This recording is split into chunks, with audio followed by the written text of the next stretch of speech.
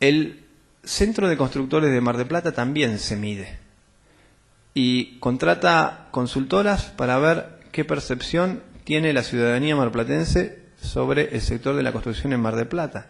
Y también les da, al igual que en España, que están casi peor vistos que los políticos, que están muy mal vistos.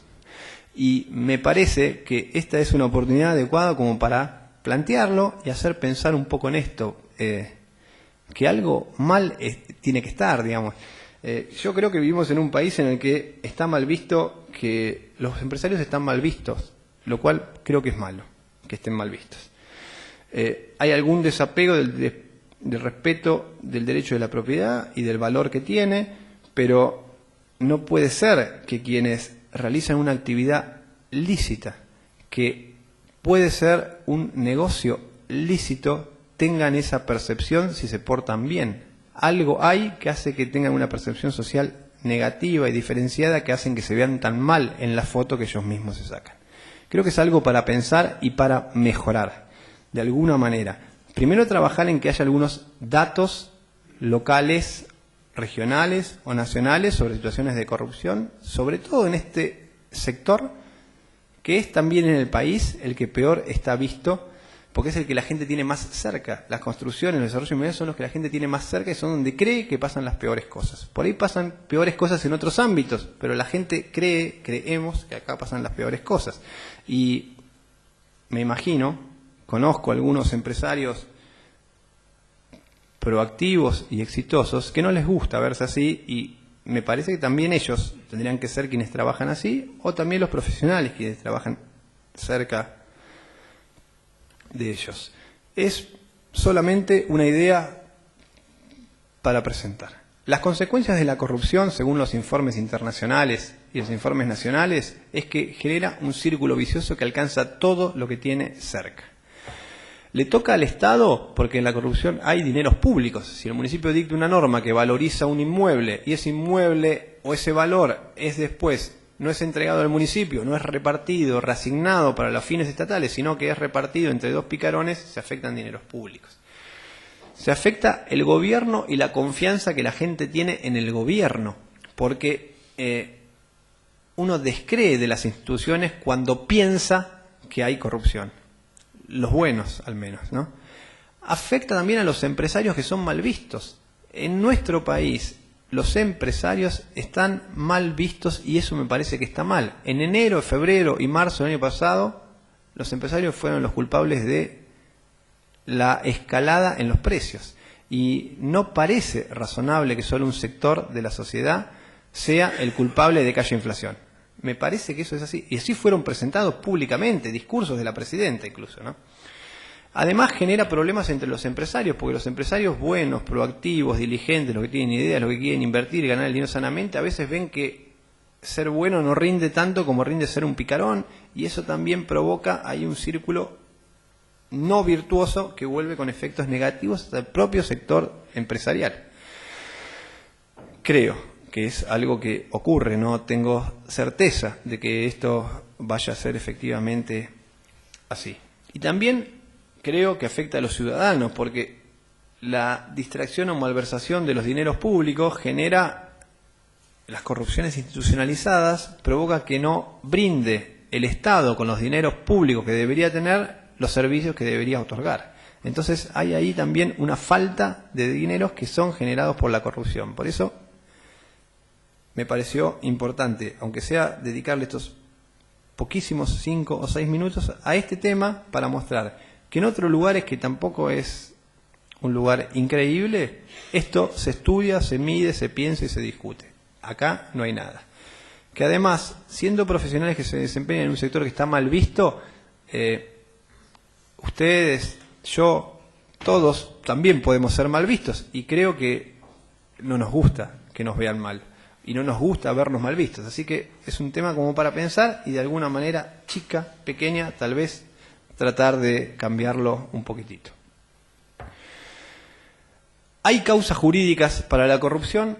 Creo que hay muchas causas jurídicas. La legislación que tenemos influye notoriamente en que haya corrupción. No solo en que no haya prevención o no haya combate, sino en que haya corrupción. Y lo voy a mencionar con ejemplos claros, locales y cercanos, vinculados con la tramitación, vinculada con la aprobación de obras o la aprobación de planes urbanísticos o de normas vinculadas con el ordenamiento urbanístico. Una, en esta materia, esa complejidad a la que me refería antes, que haya muchos niveles regulatorios, que estén desperdigadas, dispersas las normas y que no haya coordinación entre los distintos órganos, es un ámbito fértil para la corrupción, porque por ahí hay dos normas que regulan lo mismo o ninguna norma que regule lo que se debe regular. Entonces, en ese sector, en ese ámbito de superposición o de apertura y vacío, es donde estas situaciones tienen alguna permeabilidad.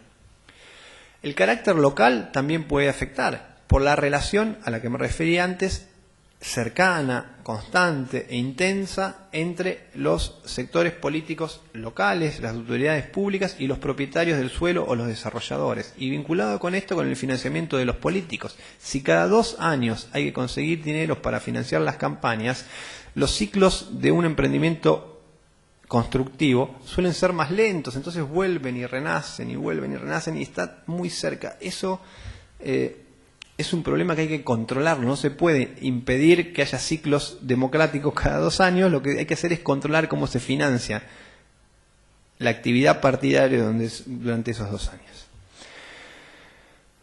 Después, otro problema es el de los continuos cambios normativos, y esto ha ocurrido acá en Mar del Plata, por ejemplo, de manera insistente entre los años, por poner un ejemplo, los años 2008 y 2012, con la modificación de indicadores urbanísticos para una zona central de la ciudad que estaba planificada para la construcción de una tipología edilicia de inmuebles de propiedad horizontal de 3 o 4 pisos, pero que sin embargo, merced a un sistema de premios, se permitió construir 2 más y ahí fue rentable para el mercado del suelo, pero esas ordenanzas se sancionaban, se promulgaban y no se publicaban en ningún lado. Entonces solamente pedían ser incluidos en los términos de ordenanza los que la conocían, que eran los que eran más cercanos. Conozco esos casos, no creo que haya habido corrupción con tráfico de dinero, pero sí hubo esa simpatía que genera una diferencia de trato que alguno desalienta y alienta a otro. Eso también, creo, es un problema provocado por los continuos cambios normativos. Si no hay estabilidad, esa falta de estabilidad genera desesperación para quedar adentro de lo más beneficioso, y esa desesperación a veces mueve a que estas situaciones se den. Como les dije, el régimen autorizatorio, que haya que pedir permiso para todo, para iniciar el trámite, para avanzar, para continuar, tantos controles y tantos permisos a veces no son buenos porque no son controles efectivos, son controles formales que se dan en un expediente, en un procedimiento. No están todo el día controlando que una obra se realice bien, sino es controlando que todos los papelitos estén. Y esos papelitos, sobre todo lo que son, ahora el término factibilidad ya no es suficiente, ahora hay prefactibilidad, hay certificación y otras cosas que generan pagos formales que a veces tienen añadiduras, creo. Y otro problema entre nosotros, pero esto es propio de mi visión política, es el de la regulación urbanística al margen del mercado. Si los desarrollos urbanísticos existen, si siempre se van a hacer, ¿por qué se niegan desde las normas? ¿Por qué se impiden? ¿Por qué se dicen? Porque impedirlo, negar, mantener status quo que no coinciden con el mundo de los negocios implica que haya excepciones todo el tiempo o que las normas vayan detrás de lo que existe, y al ir detrás de lo que existe generan un campo fértil también por ese desajuste entre el mundo de los negocios y el mundo normativo que en algún momento, creo, se paga. Hay después problemas institucionales, internos, que son los que tienen que ver con la transparencia, brindar información, los controles internos, los controles externos, y a veces en materia urbanística esto se nota bastante, lo poco que los jueces entienden de esta materia. Y eso es un déficit que les corresponde no solo a los abogados, sino que creo que a todos. Y han generado reacciones que a veces son indebidas, abusivas, obras suspendidas en Mar del Plata, obras edilicias de viviendas multifamiliares en zonas que siempre estuvieron previstas para alojar ese tipo de edificios sometidos a propiedad horizontal, que sin embargo un juez, con esta percepción que surge de los medios, de lo cotidiano, entendió que debía tener un estudio de impacto ambiental para que haya un edificio de 7 pisos en una zona donde hay edificios de 7 pisos o más. Son desmanes que tienen que ver con una percepción equivocada y con falta de información, o con información parcialmente manejada. Y si hubiera mucha más información, a esa gente seguramente no se lo hubiera afectado, a ese inversor, a ese desarrollador o directamente al titular del predio. Esto es todo. Si te parece, terminamos con eso y vamos a las preguntas.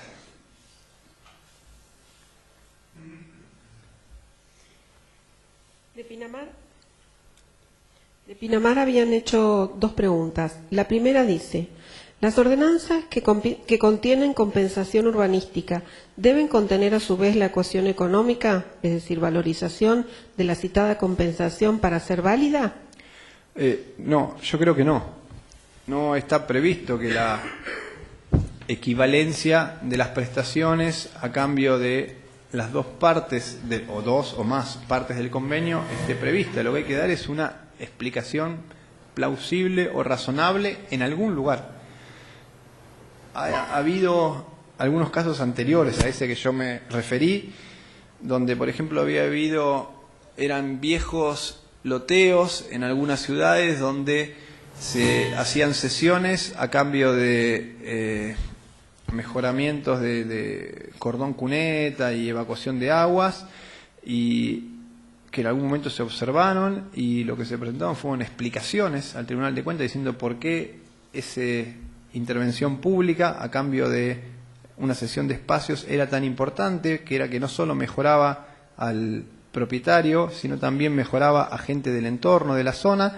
Eso es un valor de interés público, social, que no tiene dimensionamiento económico, y se entendió en ese caso que era una explicación plausible, razonable, posible, por lo cual creo, no es necesario que dentro de la ordenanza esté una equivalencia exacta de los números o de los términos económicos.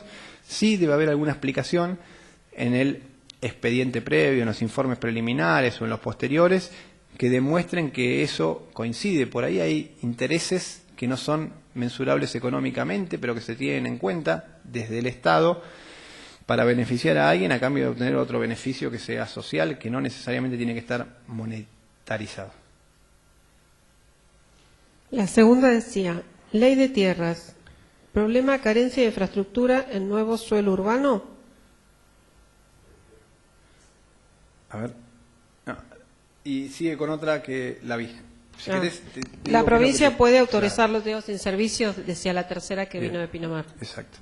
Ahí, la ley de hábitat establece una serie de estándares o directrices que se deben tener en cuenta para que las viviendas o los hábitats sean considerados dignos. Mínimo, el umbral mínimo de derechos humanos que la nación argentina y todos los que forman parte de Argentina estamos obligados a respetar. Y entre esas directrices, el artículo 15,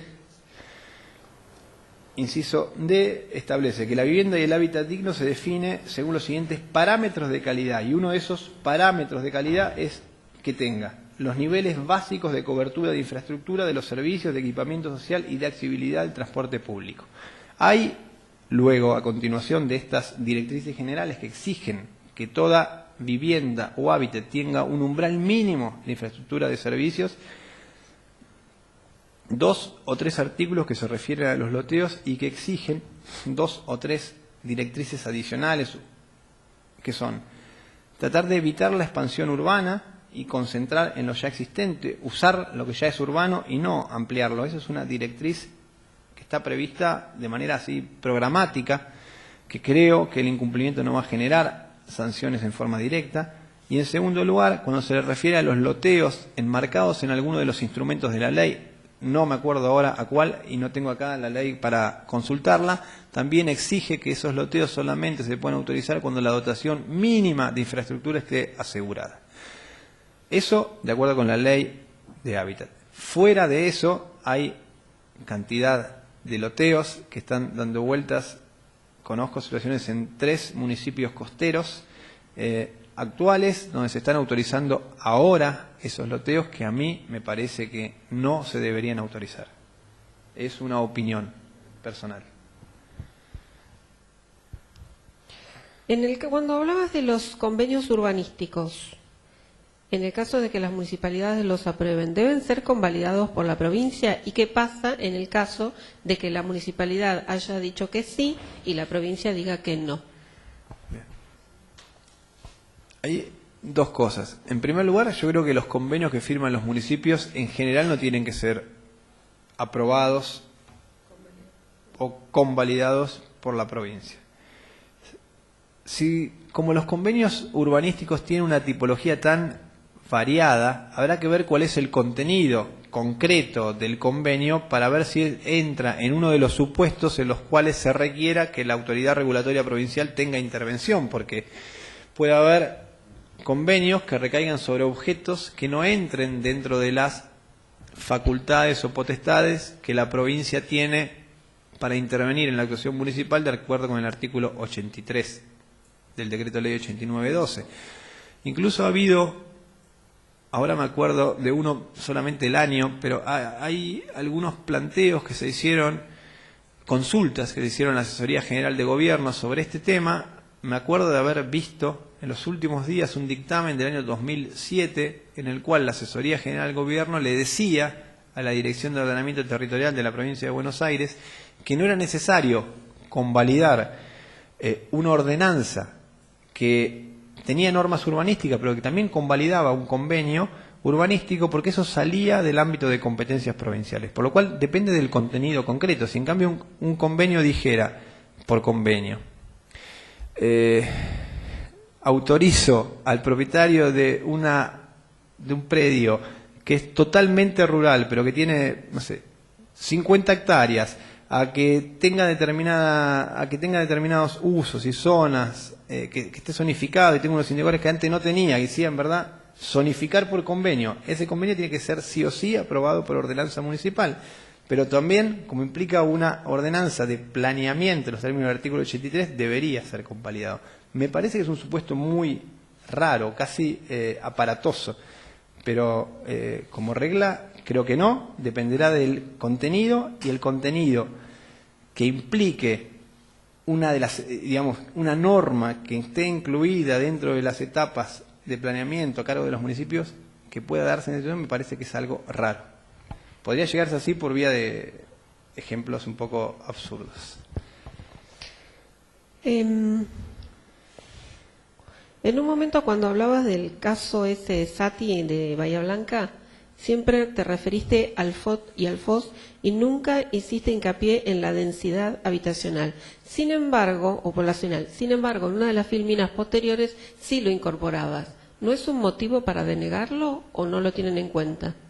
Yo, porque generalmente uno como profesional, cuando hace un plano de construcción, establece que si se supera, que la provincia te va a amparar, o sea, uno pone una leyenda en los planos para, en el caso de que se supere la densidad habitacional, que igual te aprueben el plano. No, sí. Siempre que estés dentro del parámetro de FOS y FOT. Fue una reducción listo. La Perdón. presentación, pero yo trabajé en la impugnación de esa autorización con una colega y amiga de Bahía Blanca.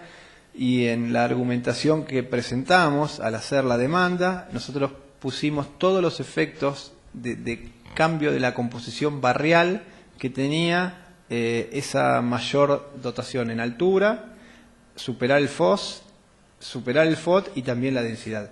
Solamente que me pareció que para presentarlo alcanzaba con lo más visible. No sé si de los participantes que tengo en Mar del Plata, que están en Mar del Plata, quieren hacer una pregunta. Los que estén despiertos, aunque sea.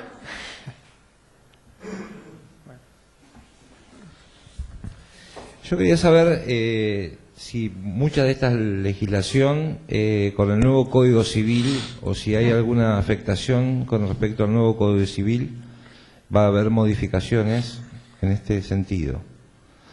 Y después un comentario, esa es la pregunta.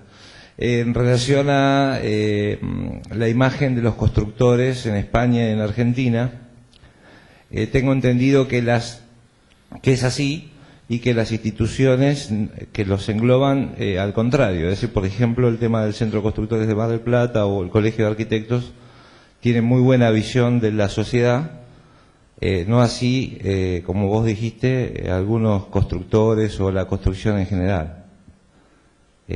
No sé las causas. Bien, por las dudas aclaro, porque no hay manera de hablar sin ser malentendido, decía Popper. Lo que dije es que había una medición que la hacen cada 2 o 3 años, que está contratada por el Centro de Constructores, no que ellos son mal vistos, sino que cómo se ve el sector, cómo la ciudadanía local ve al sector en general, no a quienes son miembros del centro, sino sí, está bien, está claro, era una aclaración.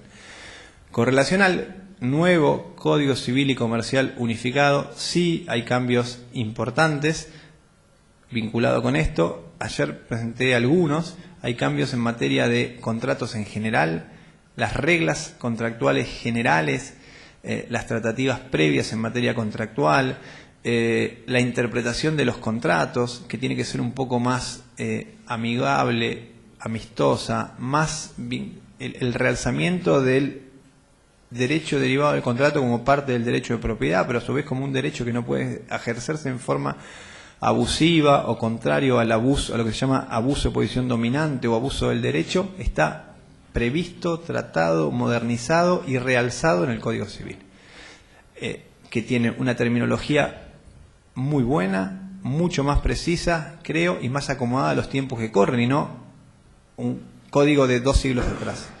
Hay a su vez cambios importantes en algunos contratos o provisiones que antes no estaban. Ayer dije algo rápido del contrato de leasing, el contrato de fideicomiso, sobre todo el contrato de fideicomiso, para captar, yo creo que es un problema, a veces porque estoy del lado de las empresas, pero los fideicomisos al costo, que son aplicables de estas normas, y a su vez en contrato de obra o de servicios o de locación de obra o de locación de servicios, también hay cambios sustanciales. En estas materias creo que los cambios son beneficiosos, son buenos, porque se mejora, se acomodan más a los tiempos que corren, son más precisos, los términos son más fáciles de interpretar, más aprehensibles, más acomodados a lo que ocurre en el mundo de la actividad profesional, empresarial o de los negocios. En estas materias creo que los cambios son buenos. A su vez, ayer hablamos que se abren algunas modalidades nuevas de desarrollos o de negocios que pueden beneficiar tanto a los sectores empresariales como a los sectores sociales o necesitados, con derechos reales nuevos o tratados de manera diferente. Propiedad horizontal, el derecho de superficie, la posibilidad de que el dueño del suelo siga siendo dueño del suelo, pero le venda a otro la posibilidad de construir hacia arriba o hacia abajo. Eso abre, y además eso se vincule con la propiedad horizontal, eso abre posibilidades casi infinitas, sobre todo para quienes sabemos poco de eso, que vemos que todo es mucho. Ahí también hay cambios importantes. Hay cambios en el reconocimiento del rol que tienen los reguladores o normadores locales con relación al derecho de propiedad, porque se mantiene la regla del deslinde regulatorio, la que hoy está en el artículo 2611, que dice que las limitaciones puestas al dominio privado en interés público, es decir, las restricciones y limitaciones administrativas al dominio, que son las normas urbanísticas, las que estuvimos hablando hasta ahora, le toca ponerlas a los legisladores locales, provinciales y municipales. Eso está previsto en el artículo 1970, con una textura, una redacción mejorada de la que hay en el Código de Vélez de 2611, que nunca se tocó, de 1863-67, que nunca se tocó.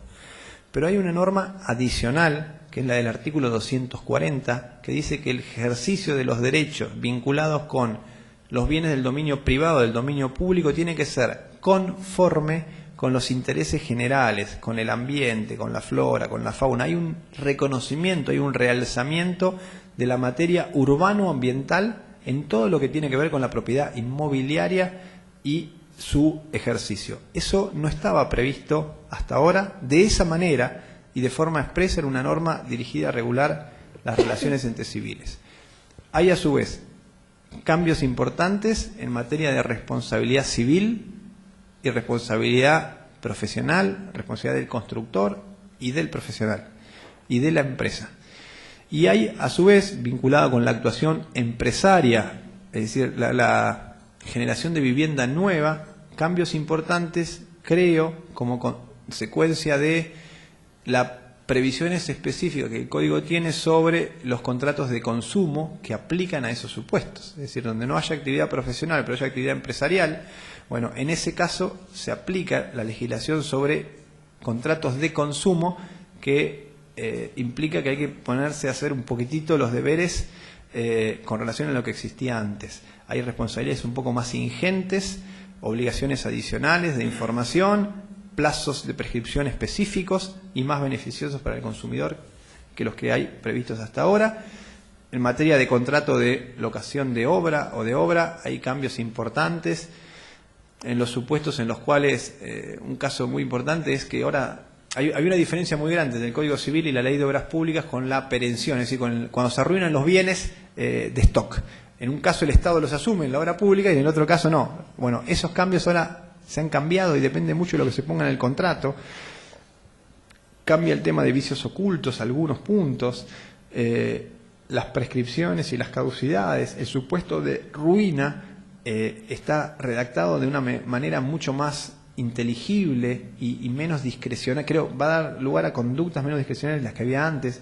El panorama es que hay cambios importantes, así que consulten a quien sabe de esto, que no soy yo, a sus asesores para que ayuden un poquitito. Sé que en los ámbitos profesionales, en los colegios, en las entidades así empresariales se están trabajando bien, además con gente buena en estos temas. Una cosa más. Y con respecto a una cosa que dijiste con el tema de que los jueces no saben mucho de nuestra profesión y de nuestra actividad, y que muchas veces los fallos tienen falencias o por lo menos tienen puntos de vista por el desconocimiento propio que tienen los abogados y los jueces en particular de nuestra actividad. ¿A vos qué se te ocurre que podemos hacer nosotros para poder mejorar esa situación? ¿O cómo podemos difundir o publicitar bien nuestra actividad para justamente que la entiendan y después puedan fallar en... Yo creo que en general hay desconocimiento